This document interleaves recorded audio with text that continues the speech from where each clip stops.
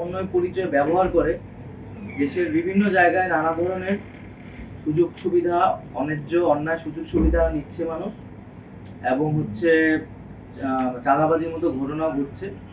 আমরা কিন্তু এর আগে বিভিন্নবার এর যারা ছিলেন সমন্বয় তারা কিন্তু এটার প্রতিবাদ জানিয়েছেন, নিন্দা জানিয়েছেন। আমি আমার ব্যক্তিগত জায়গা থেকেও এই ধরনের ঘটনার নিন্দা জানাই এবং সবার কাছে সুস্পষ্ট বার্তা দিতে যাচ্ছি যে আমার নাম ব্যবহার করে কোথাও কোনো ধরনের অন্যায় সুযোগ সুবিধা নেওয়ার চেষ্টা করলে সেটা যাতে তার বিরুদ্ধে যাতে ব্যবস্থা গ্রহণ করা হয়। এবং শুধু বাইরে না, আমি খোঁজ পেয়েছি যে আমাদের সরকারের ভিতরেও সরকারি কর্মচারীরাও এই ধরনের নানা ধরনের সুযোগ সুবিধা নিচ্ছে এবং অনেকে এসে ছবি তুলে নিয়ে যায়। আমরা তো সবাইকে চিনি, এই ছবি ব্যবহার করে নানা জায়গায় সুযোগ সুবিধা নিচ্ছে। তো সকলের কাছে এটা আহ্বান থাকবে এবং পুলিশ প্রশাসনের কাছে এটা বলে দেওয়া হয়েছে যে আমাদের নাম ব্যবহার করে, আমাদের পরিবারের নাম বা কারো নাম ব্যবহার করে যাতে কোনো ধরনের অন্যায় সুযোগ সুবিধা কেউ না নেয় এবং কেউ নিলে তার বিরুদ্ধে যাতে ব্যবস্থা নেওয়া হয় যথাযথ।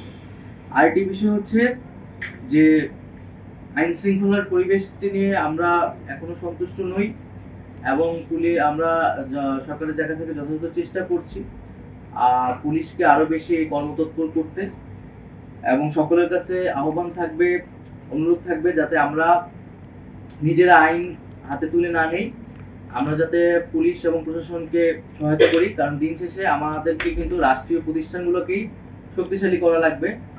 আসলে বিগত 16 বছরে সরকার পুলিশ এবং প্রশাসনকে এমনভাবে ব্যবহার করেছে এবং দুর্নীতিগ্রস্ত করেছে। এখন কিন্তু পুলিশ এই আন্দোলনে তার যে তার ভূমিকার যে সমালোচনা, এটার কারণে কিন্তু পুলিশ এখনো আত্মবিশ্বাসের সাথে দাঁড়াতে পারছে না। ফলে আমাদের আইন শৃঙ্খলার যে কার্যক্রমটা সেটি ব্যাহত হচ্ছে। তবে আমরা বলতে চাই যে পুলিশকে কিন্তু এটা প্রমাণ করতে হবে যে এই নতুন অভ্যুত্থানের যে সরকার এবং জনগণের যে প্রত্যাশা তার সাথে তারা রয়েছে, এবং পুলিশও যথেষ্ট কিন্তু অদল-বদল হয়েছে এবং পুলিশের রিফরমেশনের কথাও বলা হচ্ছে, পুলিশের জায়গা থেকেও প্রস্তাব এসেছে। তো আমরা কিন্তু সেটি করব।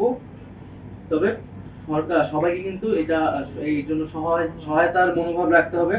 আমরা যাতে পুলিশকে সহায়তা করি, পুলিশ যাতে তার দায়িত্বটি পালন করতে পারে ঠিক মতো, এবং পুলিশের প্রতি আমাদের সরকারিভাবে নির্দেশনা দেওয়া হয়েছে, আপনাদের মাধ্যমেও বলছি, যাতে আইন অনুযায়ী তারা কার্যক্রম করে, তাদের ব্যবস্থা নেয় এবং এই যে আত্মবিশ্বাসটি তারা হারিয়েছে সেটিকে তাদেরকে ফিরিয়ে আনতে হবে। এবং অভ্যুত্থানের যে আকাঙ্ক্ষা, সেই আকাঙ্ক্ষার পক্ষে কাজ করলেই কিন্তু কেবল আমরা সবাই আসলে সরকার, পুলিশ প্রশাসন, জনগণের আর যে সমর্থন, সেই সমর্থনটি আমরা পাবো। পুলিশ আসলে যে অভ্যুত্থানে পুলিশের যে ভূমিকা, এই ভূমিকার পরে স্বাভাবিকভাবেই এই পুলিশ এই একই বাহিনীকে আবার আইন শৃঙ্খলার কাজে লাগানোটা মানে এত সহজ কাজ না। এবং পুলিশের যে বিষয়টা, আসলে পুলিশের কিন্তু অনেক ক্ষোভ রয়েছে যে পুলিশকে যে 16টা বছর ব্যবহার করা হয়েছে, এবং পুলিশ তারা চাচ্ছে যে তাদেরকে যাতে রাজনৈতিকভাবে ব্যবহার করা না হয়, বিরোধী দল দমনে বা আন্দোলন দমনে এইভাবে নিষ্ঠুরভাবে যাতে ব্যবহার না করা হয়, সেই জন্য পুলিশের কিছুটা সেই স্বায়ত্তশাসনটা তারা চাচ্ছে, নীতিমালা বা আইনের সংশোধনটা চাচ্ছে তারা। এবং তাদের জায়গা থেকে প্রস্তাবনা এর আগে এসেছে এবং কমিশন মূলত এই কাজটি করবে।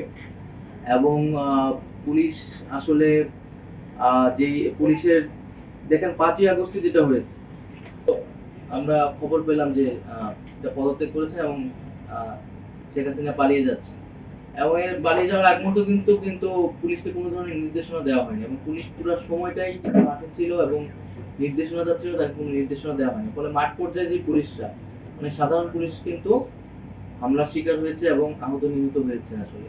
এবং এটি কিন্তু আসলে ইচ্ছা করলেই কমানো যেতে পারতো। পুলিশকে যদি নির্দেশনা দেওয়া থাকতো তাহলে কিন্তু সেদিন অনেক ড্যামেজ আমরা কমাতে পারতাম।